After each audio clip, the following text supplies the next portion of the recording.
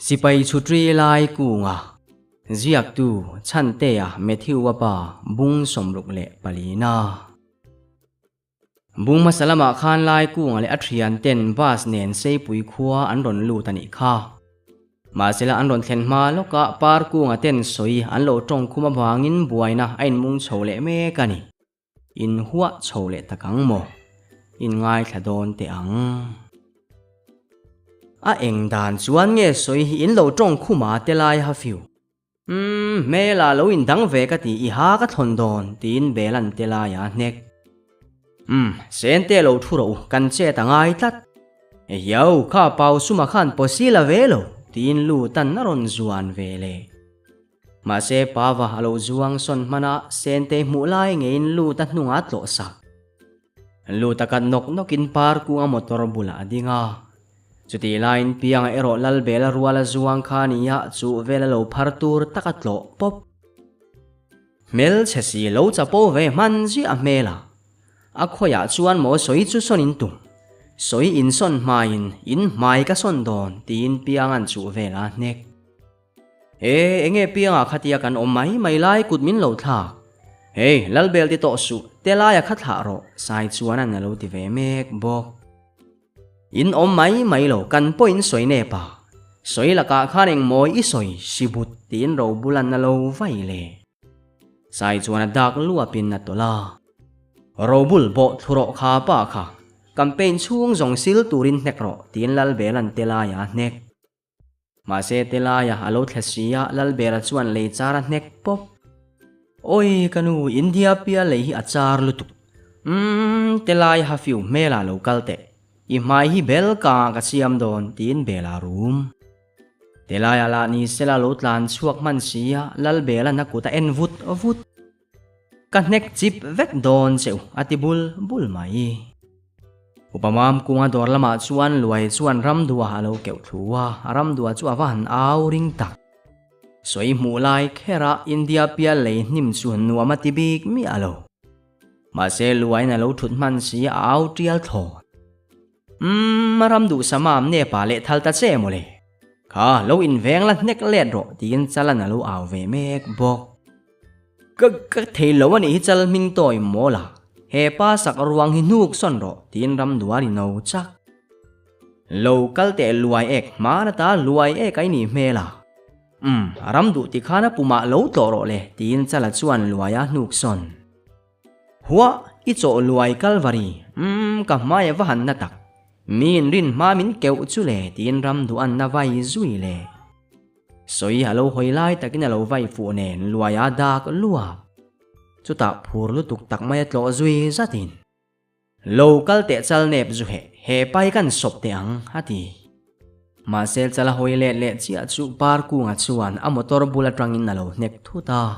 ani chala la loin ring man bi khek su a let top chu je chu par sam sei sekat henina tuar talo asam tron alo zuang chuakin par ku nga lok sia mai local te par le par hi lo in nuai te ang nang ni ho hi inin la ruling hrim tin a lok le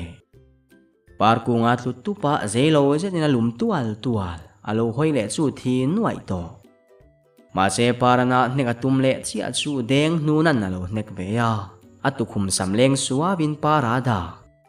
chuta deng nuna chuan lo phei lok le in para atlu khuta chalana deng nuna lo lok ve tum chu par ku nga lo nam son si par sam se adak le luap to nang khatunge ni mi khwal te si kut I lo tho ve tala tang ta che u para tin lai ku ngan deng nuna lo falai khik deng nuna khabe churi chakina tlu ve tu pa chuta lai ku nga sipai pension chuan par ku nga lama kut vaina vir zo par ku nga khabe churi le chakina dak ora chala lok karo tin deng nuna lo tho tur chu apet zui zat nang hi khoi lam falu lok nge ni helaya kut I lo tho ve a nang hi rang ke bala ai poi ni mel chia min nga mem ni tin lai ku nga na nek rile dup khoi mo chala kiang te ke man o so lut vunga sova pui vat ro aphar swal zel tin par chuan par ku nga nek idu em min ngam thar nge min ngam sa oya mela min ke katin nek idu em ni par kung kasamzai pakhat khat nek khat zel ani kha tin para kun par kung ala in tha tumbi khek lo le mai te para asam tron phel deuh phungin atal akut han vai ma sela par kung avai pha hek su chala he pai lo khong thute min ke kan hi par kung ka nek dub vekang che tin para sentul to para ti hrim hi in lo ne pani hi para iwahan ne ve para po ne lo ti in chala chuan par kung a lo nek atha chala ithiam kalte kan lok teang para ti ming pu ve tla kin ni lo ve par kung tin para chuan le se tu tin par kung a lok lo kalte pau sumin han nek ve chu le helaya hian ingam pama ma mela tin lu ta pui chuan amit lo vai buan mai ma se pa wa chu personal jet ne lo pernal zel sia lu ta chu alo nek dak le luap thin tung fui chatiam chati ta tanam lo del mai seo lom pu ta tin pa van alo nek le nang hi lo kalte tung fu tireng ringot mai ka chum hlum tho wang che tin lu tan na zuan le ta kare pa wa lo tekson man lo vena zuan fu ta lu ta rum hutin pa wa dara se chat oi tanu ana atlom tanu ana lutuk intuala inte oi lo ana pa van na tia lu tala chu nei zo tum ang main pa wa chu ase a ana ti lutuk chu athun nok mai eu lu ta tha se septic nge ro kha pa kha hei luai e ka po chap piang ana ti man orang tia nung lama tangin chu velan na lo lok piang a chu siam pui mu lai na tu ve ta ma se chu vela chuan a ron bo man lova ram du a chuan chu vela na ka lo to leng lop pawala chuan trap deuh pur chungin ta u nim nai dam lo tatlom ta u tanek ve to lowang te u alo ti angai lo ala ma lu tuk tlom lowang pawa luta uite saru khel angat khan sero ram du an alo ti zot e kha nge lai kung thilom zia in lo ho chawa buaina in siam le nga ni tha rang ro nang kha khoya nge lal kung ate po hi an om heng mi te wai main man ro se ro buanga dora tangin ka mu vek kutan thak vcp ring lian an naron ti zuwa mai levala chuan ti thu fein lai kung alo po tho atuma hei enge helaya in lo ati man chia tia lai kung an alo ding lok thut alukhum leng suwa vin le watlu e lai kung iwan zak lo ve kuti thla kha vcc ak tuani ti ria em in thil ti dani savom bo ma in lu don khop khoya nge lal kung ate po hi ti in vcp ang tun o ti hian khum beu nen in ang vaka in zakem te in lo tia kan zakem piang an lo ti lewa alukhum charin na lo thowa lai kung engwa kut min thak ngam nge ni nang hian min ngam em ni he khwai lo ho ve a buai nei lo siam ringot aron ti khur dur mai lai kung a thina ur lak lo tlat enga nge thil bul bal khelowa in lo tonga in lo chet ve ngot ni par kung ate hian soi an chaile tong khum da ni thu buaya kan la ve ya a hrimin pa le pa mi pa in ngam lo thu om lo hei mela nang po khamin langamem tin deng nu na pet le in vahan zak lovin in vahan chapo tak aya upa po za lo khoi mo ti in lungtum chu in vcp ring lian an lai ku nga chutatum huwa enge chute in tum achi lo baka thubul bal po khelo vc vesi in nep lutuk tin belan vc lo nam keu kadat in na lunga thawa lal bel mela enga nge min lo nam nang ni ho hian enge in riat lal kung heng mi te savom bo ma khung vek ro vcp ring lianan na tia kal ro chapo si ai upa po za lo sipai chutri poi ni lo pension ni kha tin lewa chuan lai ku nga lo nam o kawan kal om lo em kele ka thian te angam chuan min han khung te u hei chu vel tlai soi in ti dan kha thu buaya kan la ang heti mai chuan min pal don lo tin lai ku nga ding a khang lang te chuan tunge nia in riat nang hilai ku party kan dine in tia in chapo em ni mi te khai lo ngam ve a kalte ka beng don se tin lewan ron ben na tum ngot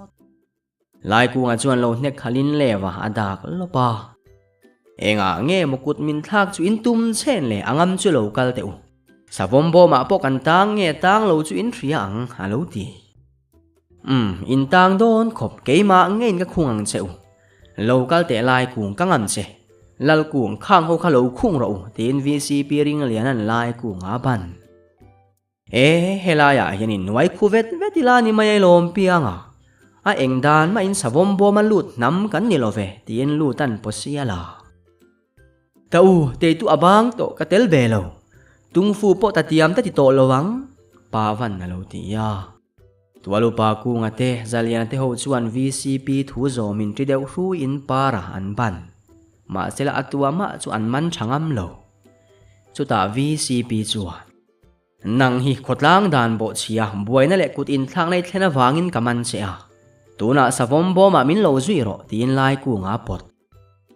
khotlang dan ka bo chelo abul bal helovin min man na chan tura love tin lai ku nga na lo phi let dor enge ka pa khatiang ai phi a lai ku VCP ani kha iwan za lo ve tin chu ve la lo ding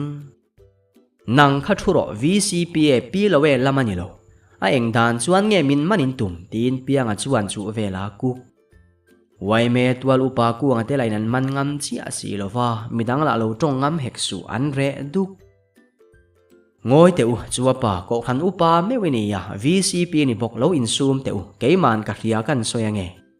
ka chu vela te thian ho tlai zurui khan soya an tong khum na sa a an wawa tong kolong lama son te an tuma ka heve vek lai ku nga soyang khan thu buaya an lak chuan chu vela te khatan in an tang chu wangin ngai dam ton ro upamam ku ngan na lo ti ya VCP ring lena te an wan hoi hai tak ani soi ku ngi la chuan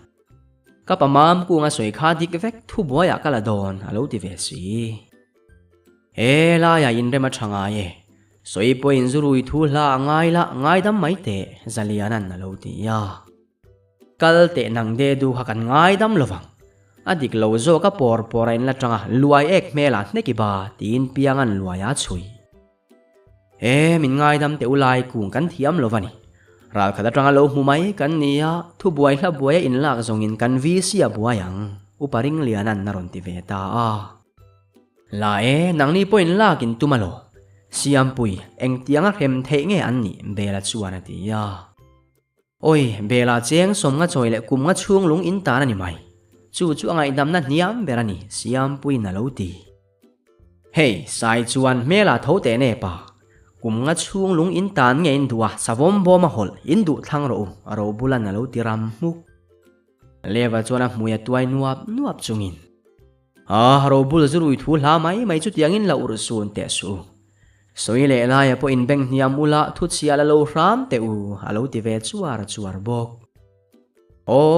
kan van la don chiang khuvet vet tak lewa I leu si lo I thu lo VC tlak page VCA tlak page 1 pem ngal wang ro ram nei zau pa soi local te thu buai ziak don nge nia savom bo ma khungi du heng ho hi idu dan in heng ho hi libro piangana ti VCP ring liana atal buai tak azetto thu buai an lak don suan in thana nai sia an chak don lo chiang si la ya za ngai teu khonga in za ngai ro an lo dik lovani kapi nang point thu buai ziak lo ram te tin siam pui amel khai kei chu ka thuani mi a lo mai soi ngai dan hi ani siam pui na lo ti san si lalbela chuan lai kunga melaki ai suk chungin por viau ma ula indik lo keu chu vel soi heng ho hi mong su ji le savom bom tan tir kan ti mai don em niang halo ti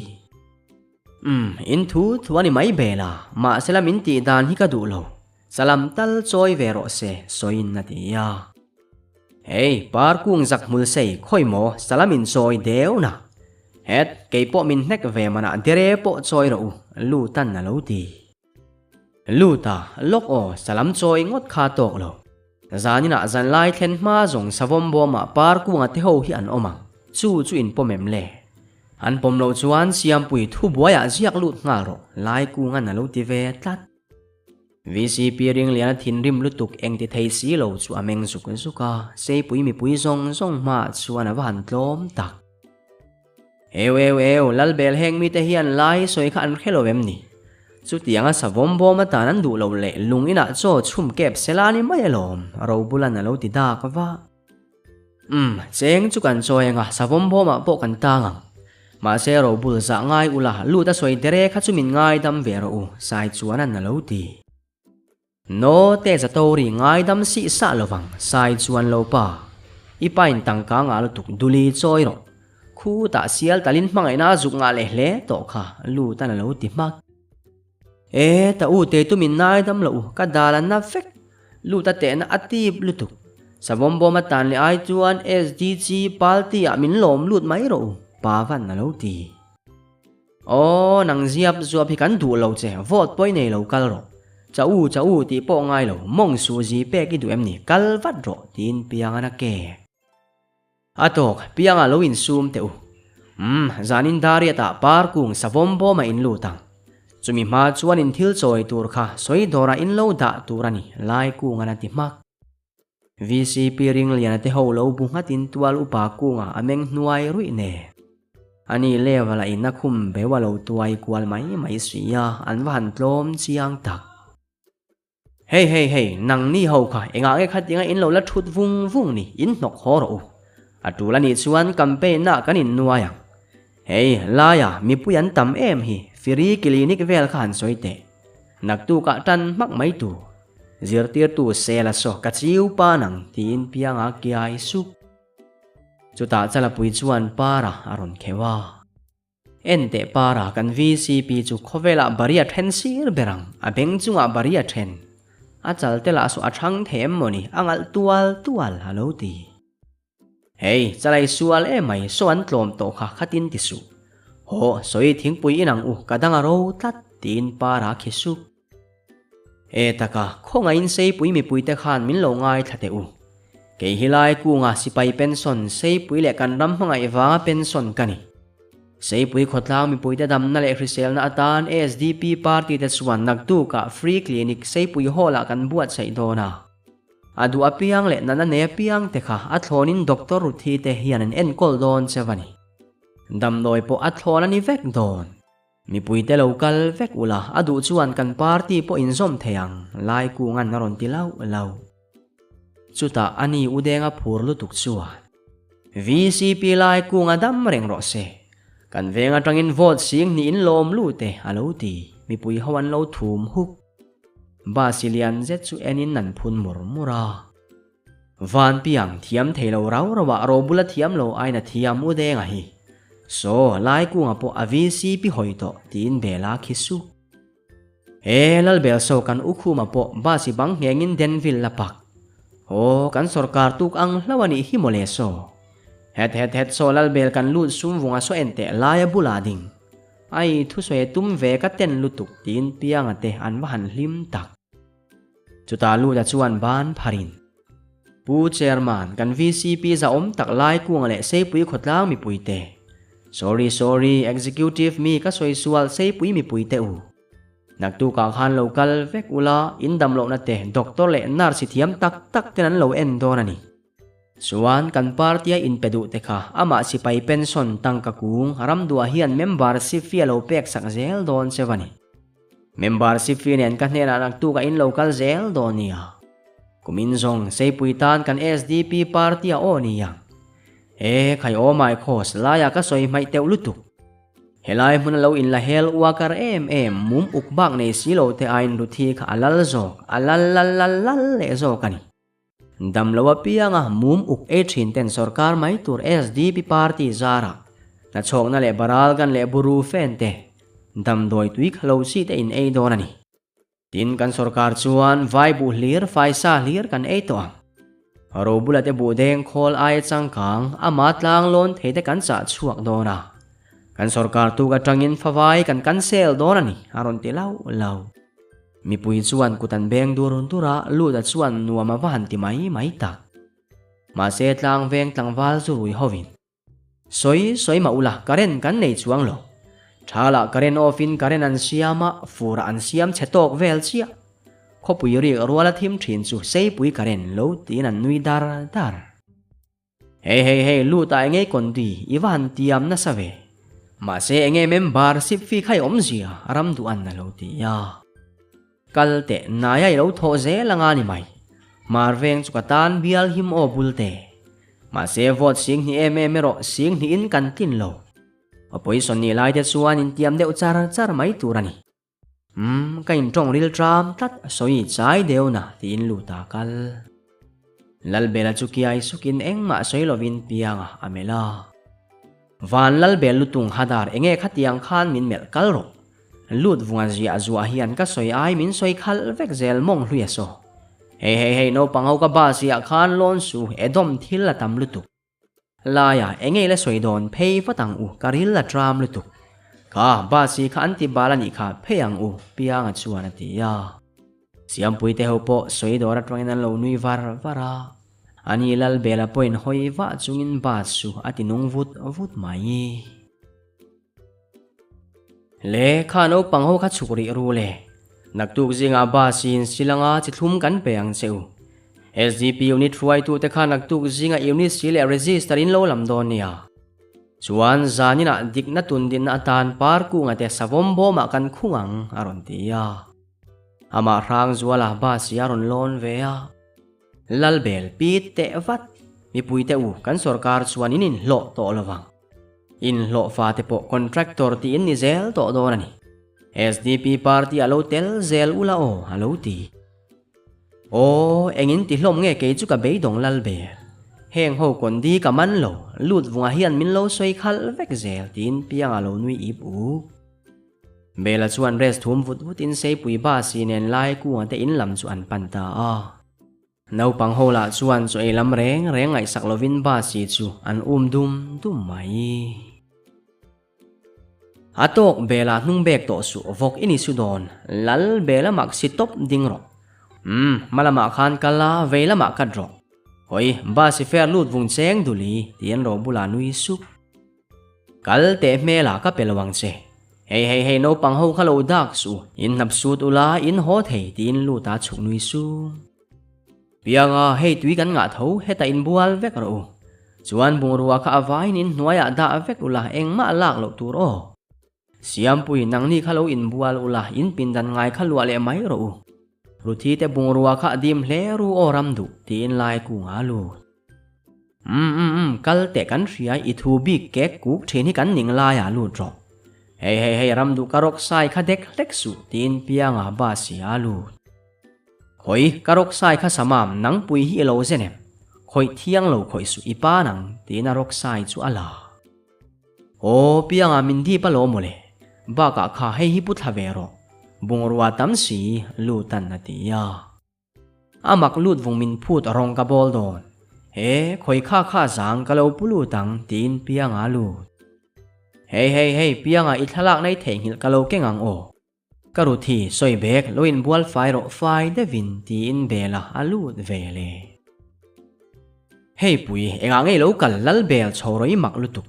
enga ngei thalak nei lo kena handa ro tin piangan zu ma thup van piang ka mu ve vek ka du ve ani lo chuan lai kunga ka awang tin bela nui pianga po nui suka nang hi phakar ngar lutuk lal bel tui khawa suak la in nuai lama inang tin pianga kal oi sepoi ke ni zanri ei khama ai bia kan ria lo chuan dik lawang helai duty tur kan nia partin lo din sia min hek palange tin siam pui na samma ruwa o ni tak ma se man mo su siam pui heta intifel ro para te khan motorin ai bi lo va tifel ro se chalanen tin nen si chu ache phur hle hui ham kha mole ram du kan lo pension du ani ulai te po ti to na ka line kinanu le zel so kamen boi te po ala in bual lo hetiang hrim de chuan ka hetiang theinang tin chala phun su chala iril ru ka hevek siam pui email dan kha pianga ka hil don khop kal vat ro tin ram dua tho hul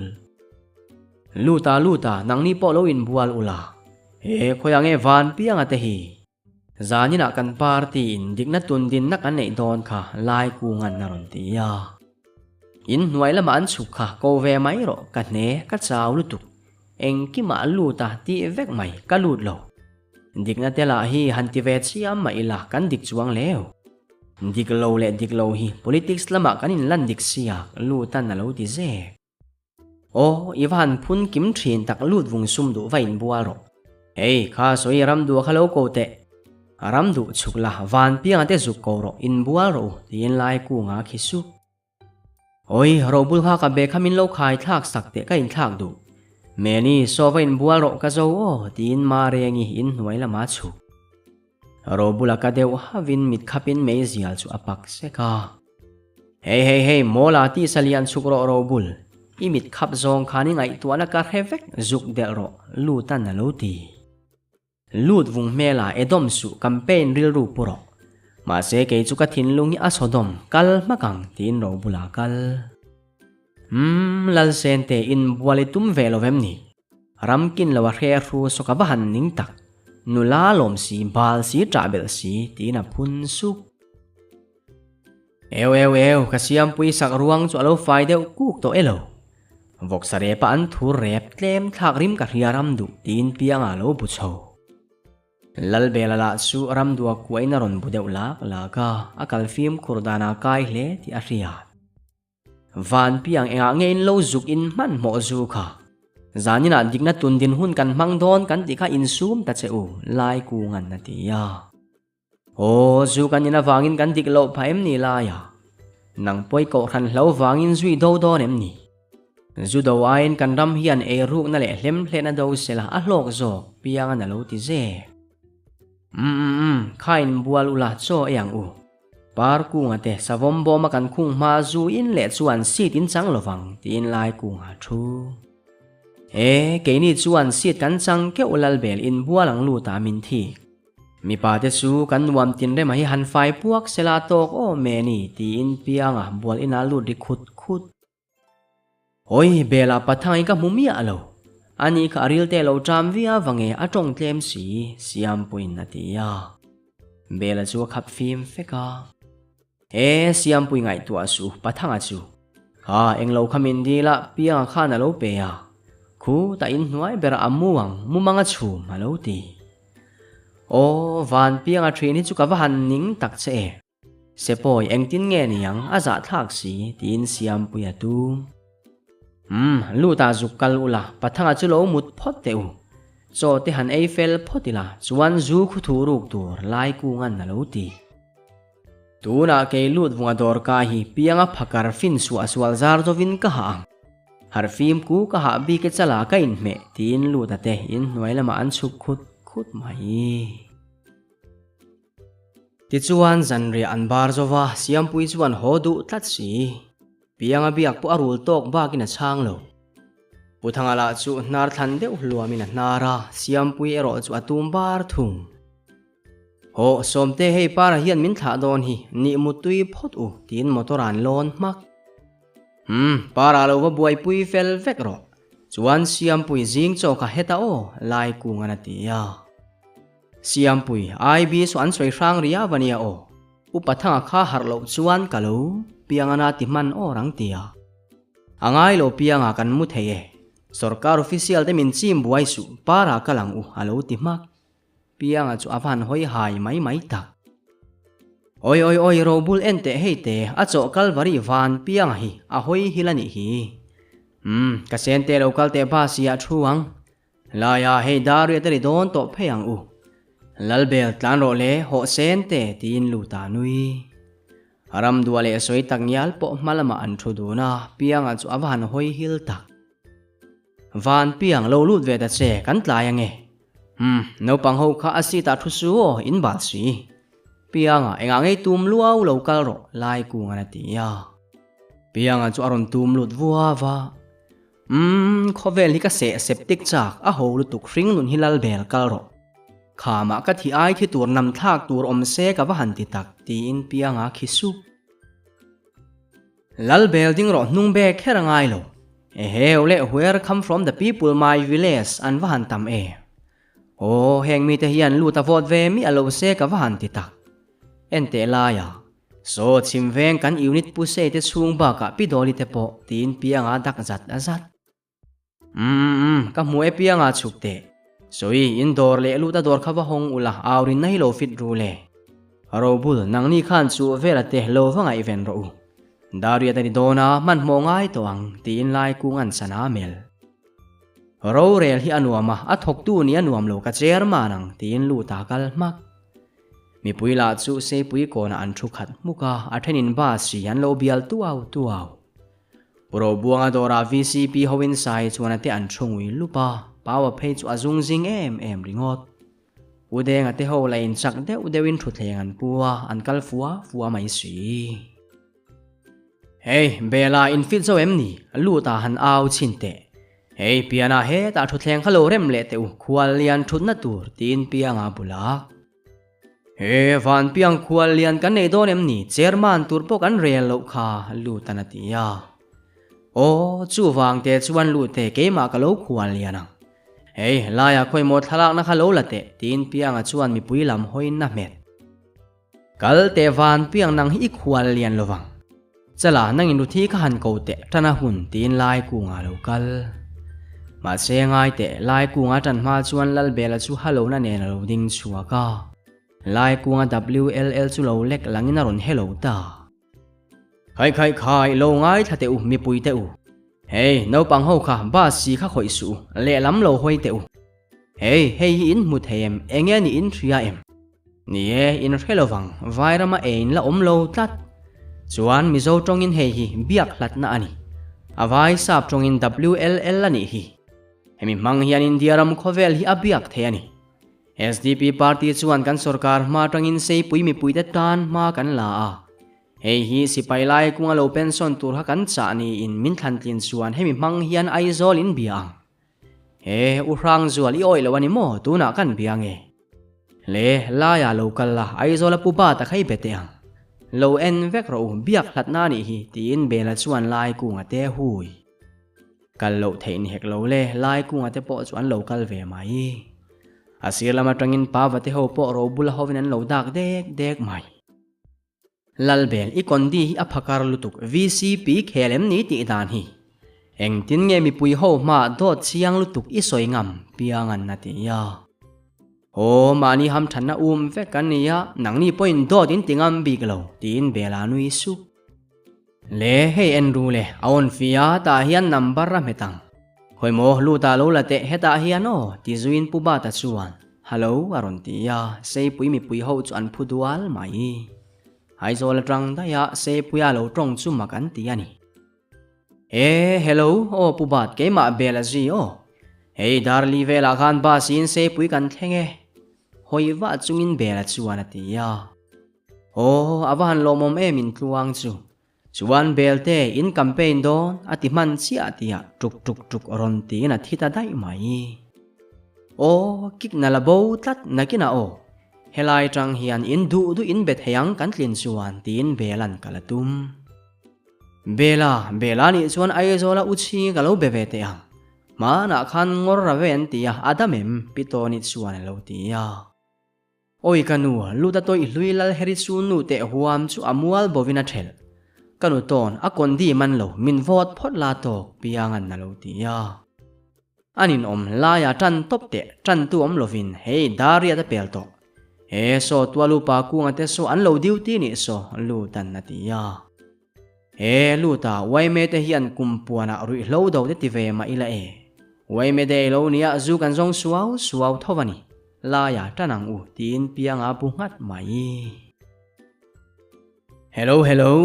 kan lo tanang tuna tlangwal bela soyang khan kan sarkar chuan khotlang tan biak hlat na kan leya tin zui kan khap don lova kan party chuan kan control don ani zu kan khapa zuarem silo zu cheina wangin thalai kan thia kan rui mol tual bok zu wangin zu khaplovin kan control anga zu chia bovin zu tra kan in to donani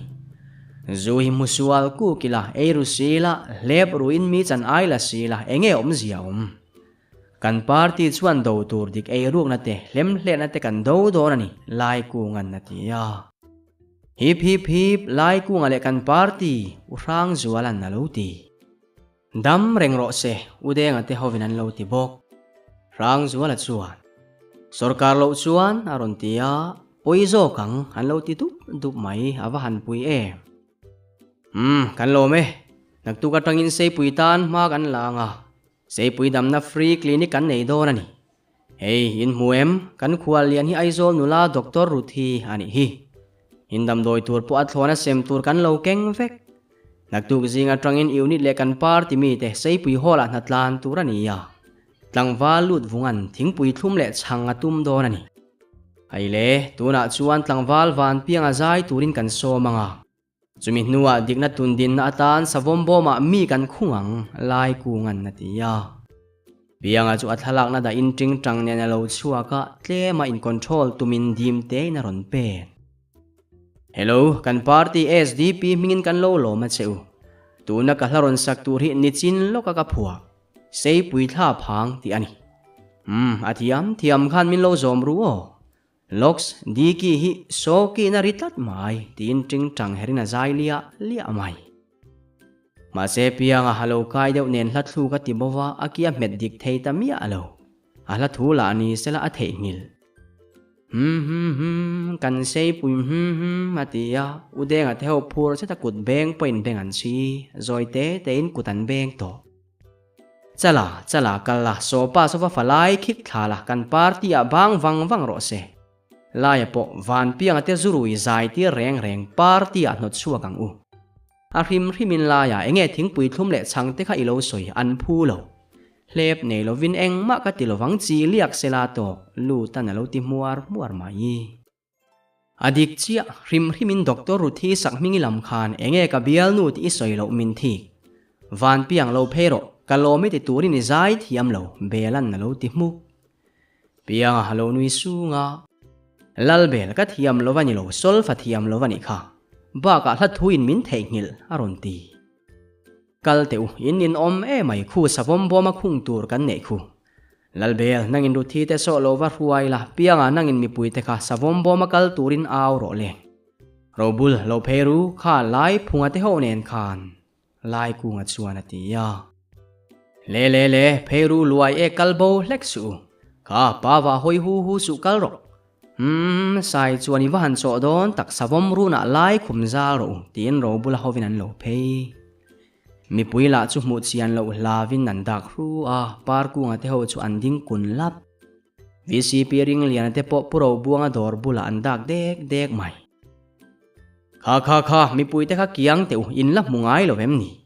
o khatiang nai lo bi kha ngai lo kiang ta cheu mole zalian an na ti ya uzalian mi pui te kha an rui lo wa boina an siam lo o an du le savom bo ma po lut ve sela kan phal in la duty te wa lo duty turin kan som lo cheu lu ta pui chuan lo ti ya zalian chu tol khutin tual upa ku nga amela ani tual upa ku nga la che khutin na lo ding zum dui mai khaile par kung heta lo kal teu voina soi za lo taka in lo tia wangin savom bo ma in tang chuan khoi ange in thil choi tur chumin lo pero lai ku nga chuan ati ya khoi chu vel tangka kha chu helama o salamba ka sikin choi don kha tin lu tan na lo la heile mi pui te u en ro aram le khotlang dan bo chiat man na ni hi kan sarkar huna chuan hetiang ti ching te til hi kan chuang hey pau sum chut sak i du em tin hetiang sum hi kan party chuan mire thei fana kan dang ati zui le mi pui hovin kutan lo beng hlua denga phei chuan chang a lo tum van piang sopa son sarmon atumem ni a rei khungang u chala nangin savom khartung kha hong ro le belan na ti ya piang arui si zai lai si alai de huwa anui sup enge lu da son sum kha khatianga ti lalbe party suma da tura lom halo ti tau nim nai dam lo sa bombo ma chuan la leng lo ta hian lo omang tin pa wa tal kal ro ileng lutuk alut masaber turini i upo kanilo chala hong vat ro tin piangan pa wa tham ho pianga tong pong thun su kha rem ro alian lian khalut masa sela kha par kunga bulami lian zet khalum lut ro lai kungan na lo ti ya shabas khoi mo nang leu luau hi lute deng nun kal ro tuna mi suak sual te keiro bula hian savom bo ma ka khunge tin deng nu na nem lu par kunga te ho lu ta in si thapin an thua pa wa chu awa han lut re ngar tak ta u nim nai dam lo ta leng ve lo pala te ui si ta to tiam lo ta u alo ti par kunga ke tak hui ni mangkal te ti khan lu ro le chala khar mak ro le tin pianga khisu khai kha par ku nge in tin tha mo khai in lung diem ni khai in lung diem ni in mai mel hlom mange ki kan chung ruwa pui khi sur sela arial tla se ka wa han titak khan zong khung kho min ang aro bulan na ti zuwa azwa kal te bul te hadu ka holdon he mi te hi deng nun lo hoi su zak de ki du em ni mela tin lu tana hol ato ke lu ta lo kal ro chu vel ti khan zan lai ar khuan ma chu du le politics lo soi ru o chuan mi pui te khanak tu ka free clinic a local ve kang cheu tiru ruthi phela iwa in ti fel don ang mia punga nangni khalo in seng fel ula vot thak ma chu ru hle ro lai kungan tin bas laman pandam dam lu tai nga nge salam le siki kha khati angai lo ti ngota kan party sumalu tura ni lowem ni soila eng mai pelova ilo semzo ngot tin ro bula chuan ba sia lu ta chua chal ka soilovin soitan hlep langani bak athu hian han thil phalila azia fellam hi chakila mani le party bokan hlok tin lu ta ki ai su lai kunga te in thlengin sen te atumba renga soi chau ken po kan tum lovin tap kilan thu marweng udeng ate ho po le kapuya lai zu pek lemin lom lu turan soi mam para ero lung oi mel fe in akal bunui sui mai sente idam lovem ni van tum ve ngei thin lung ril ru hi aliam zo tong trai dam thei pan ni du em belan na ti su nia sente ngei om zia zep nei su lu ta hian del thel che em ni han soi te tin pianga khap fek sente chunui sakin oi chutiang lamani lo pianga eng lovani lu ta hian min toi chei sia ka mai che po min la ti lo dik tak chuan om dani ka thiam lovani ka zak alo ti ya chuti lam dai mo lo ni awan zia lo mana lal belate fu huana khan bia thudinin hlan man lovem ni awan mak ve lal bel ti te lut vunga so atang ka ip nen in noya nuk thang tin pianga tho amak khucheng su pianga karuthi boite doctor kan han kal wange tin bela local ve lut vung sotiang vai kara chanchop film en su local ro min mel su local mall top ro himin vai pon fen feng enin kampuan buain tong mala izei lo lutu chu wangin kan kianga local te tin piangan lu ta pot lai ku nga chuan pianga engen omzia in noya enge ti in tum halo ti ya enge ti angai lowa adu chu lo chuk ro lut vungai zil angai ni mai piangan tinan chuk khut khoi mo van piang enge ni ba min pedonem ni babu ka keng lo lu tan na ti ya ba ti lamani lo lut sum vung thuro kha la yang nang ni po thu vek ro khoi mo pianga ke man lut vung isen te hi mangai bia thudi hlanin tlang nuam ikai pui lowem ni china sen te na soi vek engei kondi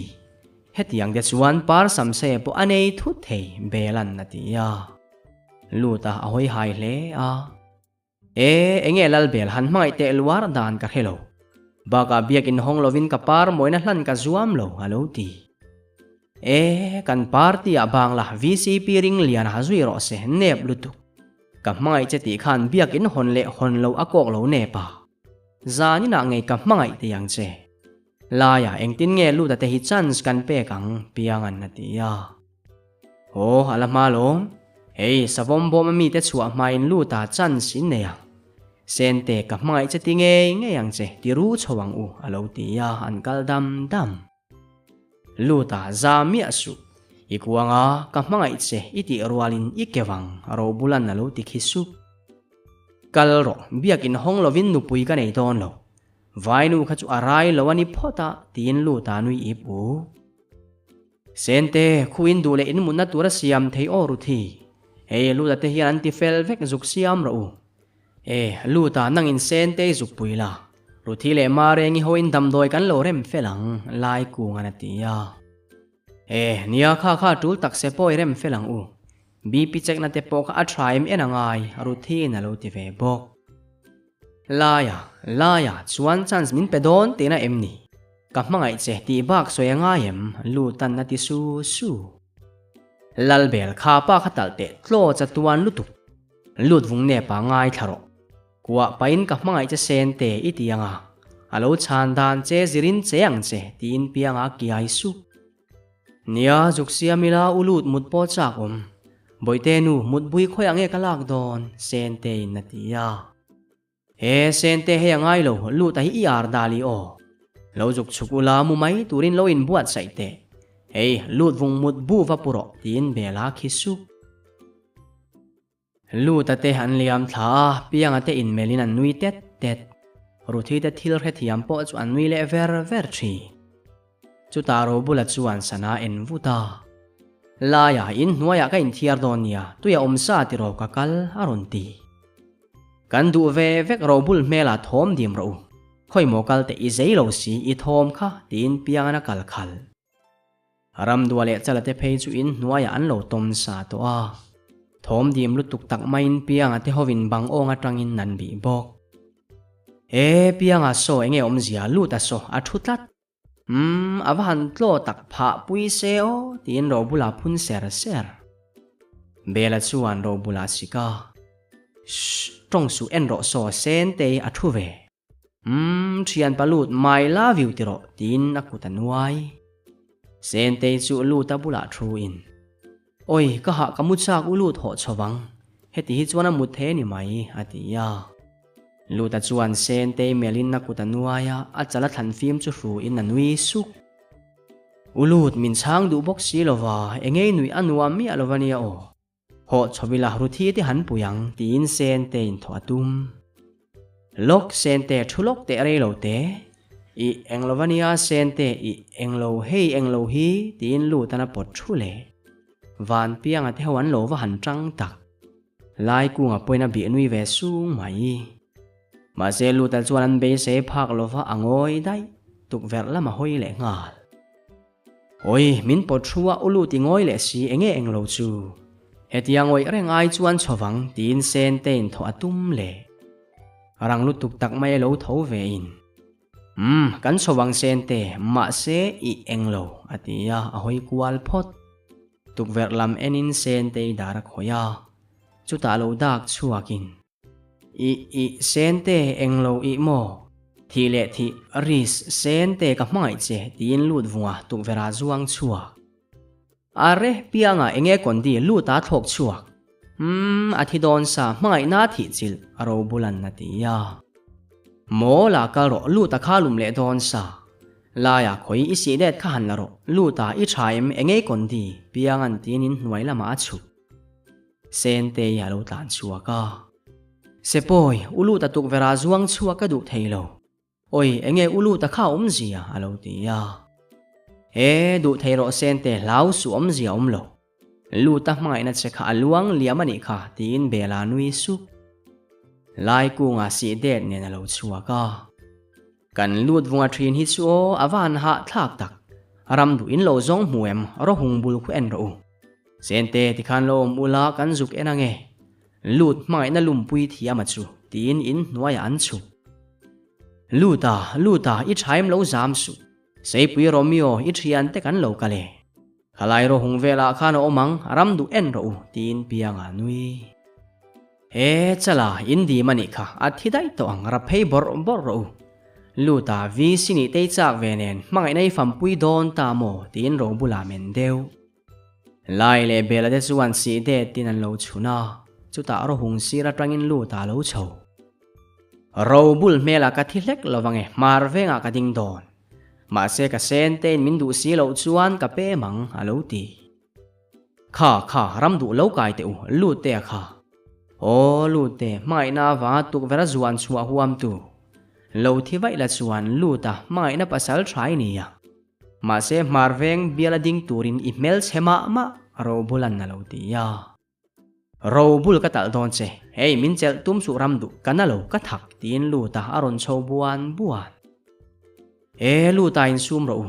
kha in sila sei pui kon lama phe hun zanin chu kan mut ma ngai nak tu ka kan chau lu tukang lai kungan tinan chho sap sap sente hei ente athilove lu da chu athak tikha chuan sente kan lu ta hiring mak ro tin bela nui sup lu ta zak lu tuk chu akun deuh lupa bual in panin akal tlom zui sente la lo sen deuh ap apa ubel in sual e mai alo tinia nia chuti mek line para pui chu lo thlengin chabi vaina ron zai rut ruta thangwan khi o ka han thira siar te po kop ten an le ka hoi vela engkim mai hian ka lungmin len aron tilu o par se ka chu isek te lul nen hlaiwa han sanem ve iche fu em ni lumul se ka siam pui te khan lai khuman zal thaim khalo e vero piang anatia van piang eng ma i khelo ka puar o siam pui chuan pathanga hau hrep kamu tin para pindanalu adelem ni piang ai siam pui kha somte aum take par se ka chu ahuk ringang chu ro bulan na lo ti imak ro bul ti saring su ero lu ta chu sente bula chuan suak mo ye belan na lo ti ya lu ta chuan sentran tranin sente amela kapuar ka cho tui lutuk soi inwan siam thiam em ti na tho nul lu ta thuro cho kan lo chawani hi puar lo i cho nge i chaw tui poi ria em ni piang chuan ati ya lu ta zak lutuk chuan piang amela nek tak takidu em halo ti a ho lutuk lu ta zak su ke po kapuar he ro bul zan lai ni don to chu vela te chuangai man mo ro lai ku ngana ti ya chuan man mo je ta puarin sei pui kon lam panin an phei dam hiao mi puyan re vek where is the people ro bul zong ro so kan zong khoi ho pu an la dame ka chu vela nuamem inin thok khum nai si tin pianga nui su pianga hi chu la ya in vcp la thang van bonga tang khan sap tong i thiam tat the people ka chua don aro bulan na ti ya hey lai kung in van rei ve zan lai pel to kan fa te kan lai na da sin lo chua ro vcp ring lianan na lo ti kan du huna kan chuang dan bo chetuan ni hi le ro bul hongla kan zong te khalo chua ro le lai kung ana ti mak tau min suwa bat lo palak te wi ta to tiam lo oi san kwa kun tu tong analu tuk nim nai dam lo pa van na lo ti ya lo chuak ro tong nem si sim si lo nang te hi chim venga vo te nei lo tum mai i nei don lo tin ro bulana phi le lo chuak ro te lai ha fiu sei pui wal ri ko tin ni savom bo ma tin bela nui su pa wa chu iwa han zina sa ve i rol dewem ni par kung kal ngot su heta hian lo ding tlar ro lu tan na ti ya ate ngot lut vung eng tin ngei ti don nang po ni lai chaw ve thowang aro bulan na ti ya ke chu lu ta so chu par kung ate aro bul kanin ang leo hey local ro par kumar lu mul sei lo ding ro tin lu ta pen ma nang ni ba ka in chung khat lai na te point lo khero nang deng nu na sei te le nang pau suma khi ta mi te khian helaya vote in nei thiang lo kin du le du sak zong te tia wanga rola thun tu cheu chu kan lip se yang chuan nak tu ka lo in entir ve leksu in ta na free lo ti khan tlom de vin kal ro tin lu ta nui vur vcp hovin chu vela te ho chu an kal dam dama lai kunga te ro chu an nui vun mai mutui vek wo zinga sei pui hola le kan ina hlatlan tur lai kungan ti in nanin mang tha ve ta zing karania lai kunga te tuala denga te ho ba ka chimveng pu se te an om farto phunga chuan in chunga bi du ka khu lo en te u piana khu ruthi kha tho chia ai anal teu lu tuk ka zing trian alo ti hey kha phunga engei en kan sarkar dan tur ti lo chu in ngai tua na edom su se tin belate an local nui su hrimin an la tholo em ni khote luta point dor ko ta phiat 5 vek to thoro se tin pianga local nai khu ru thui le kan ukulite an lo tho to kan lut ngam lo an million si ba ka uranga hian ba si hlamang uatia tin khote anui su kan party mi te chu zak lek su lai ku ate dut kan inang local ro tin ro bulate an rilut khut khut kanu lai kha in tho to mo khonge kulate hi an lamunu paim ni kapakul ro bulan natia pikuli alo vin hle ro bul I chhezet zutlutuk soidik ro an lo tho don sen te te po an tho to kha lo thu ro alo tia true din reng thu om lo kanu kul sai deu na lai hi VCP tla kan lo thing puile lal I suwa in la nei lo piang na tia van piang khuwa war chawani hi kan lo kali phun chiar si khonge ram duale chalati an lo phelo vem ni tin la ya lo chuwa oi ram duwa ve khan soi dora achanga nuai salut tak takin mo an am ve ni so ba si te chu no pangin sil ro se la ya thing pui inila ni deu zung zungang u ti in bela thu chuti lai chuan ru thi I aron nui var vara oi kha u rang zual kan la in si bailo khai thing pui tui de win kan siamang se u lo thu ro aron tia lal ru thi he sei pui khovela hian thing pui tui deu a om lo a thum lu tuk ru khan siam la to heu kan sam se chu idai kal le to em ni I thil e ngai tua chuan dai kal ina thureng o mi ni khonge som te te hi lo phen tum lo vem ni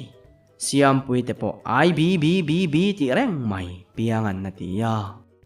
parla chuan a samatron nuapa ka hello pianga an om dan tur ka rel pui lo choi ro an lo e don halo ti hluk ka udeng in zo ula kan awri nei sei pui hola par hovin phur chhoro u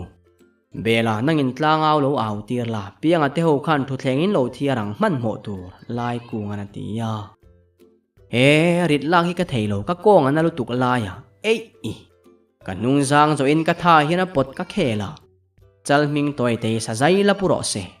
akhim khimin khoya nge unit si le register po chu tin pianga ner ni don tak